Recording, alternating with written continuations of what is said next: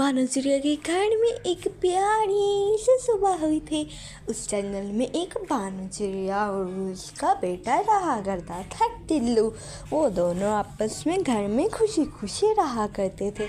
बानो चिड़िया भी और उसका बेटा टिल्लू भी दोनों बहुत ही हंसी मजाक से अपने प्यारे सी झोंपड़ी में रहा करते थे। उनका झोंपड़ी एक दरख्त के ऊपर था।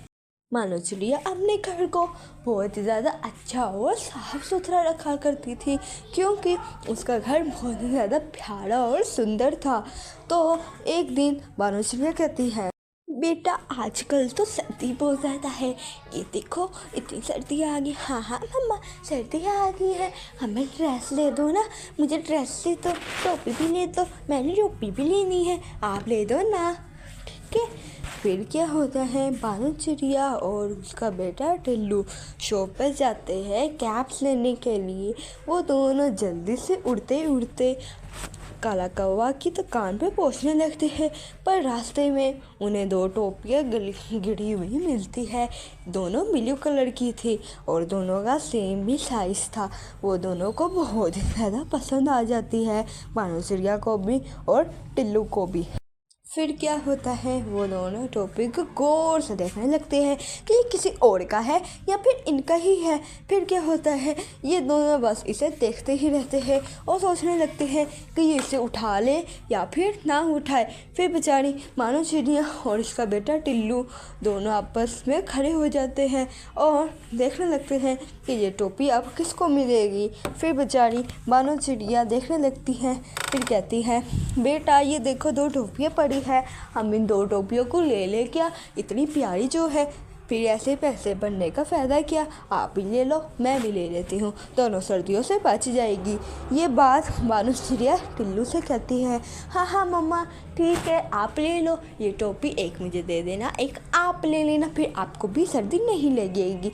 फिर टिल्लू ये बात कहता है अपनी मम्मा से और वो दोनों इस टोपी को लेने का डिसाइड करते हैं।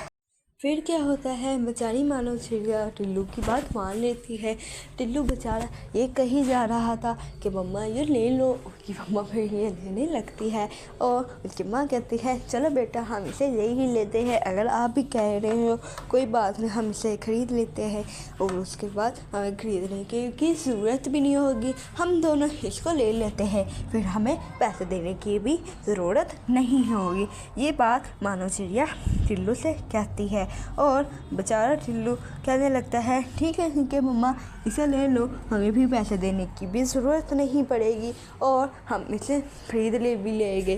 फिर जो सा बेचारा होता है टिल्लू, वो अपनी मम्मा को ये बात कहता है, उसकी मम्मा अपनी बात मान लेती है और फिर टिल्लू की बात मानते हुए ये लेने का फैसला करती है। बेचारा टिल्लू ये देख ही जा रहा था। फिर मानो चिड़िया कहती है, ओके ओके बेटा हम इसे ले लेते हैं, कोई बात नहीं, इसे लेने से क्या हो जाएगा। लेने के लिए मजबूर हो जाती है, क्योंकि मानो चिड़िया को पता चलता है, फिर मानो चिड़िया को पता चलता है कि उसके जो से पैसे थे वो बाहर कहीं गिर गए हैं जब वो उड़ के जा रहे थे। इस वजह से मानो चिड़िया तो और ज़्यादा ही परेशान हो जाती है। फिर वो यही टोपियाँ लेने का डिसाइड करती है।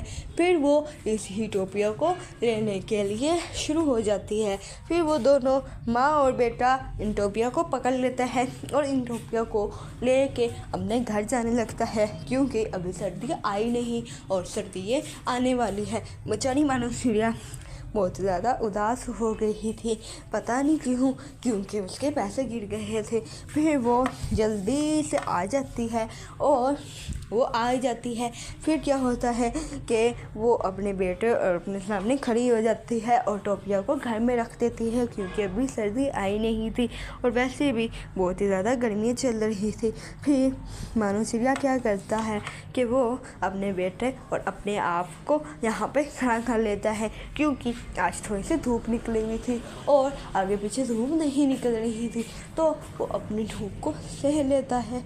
फिर वो क्या करता है, के बहुत ही ज़्यादा अच्छा रिस्पॉन्स देती है। वो वहाँ पे दोनों खड़ी हो जाती है और मानो चिड़िया और टिल्लू आपस में खेलने लगते हैं। टिल्लू खेल रहा था, मानो चिड़िया उसे देख रही थी और वो दोनों बहुत ही ज़्यादा इंजॉय करते हैं। टोपिए वो अपने घर रख देते हैं क्योंकि अभी सर्दी आई नहीं थी, इसी वजह से बेचारी मानो चिड़िया ऐसे करती है। और उसके बाद क्या होता है के बाद चिड़िया बहुत ज़्यादा खुश हो जाती है। बेचारी मानो चिड़िया इतनी ज़्यादा खुश हो जाती है कि उसे टोपियाँ फ्री में मिल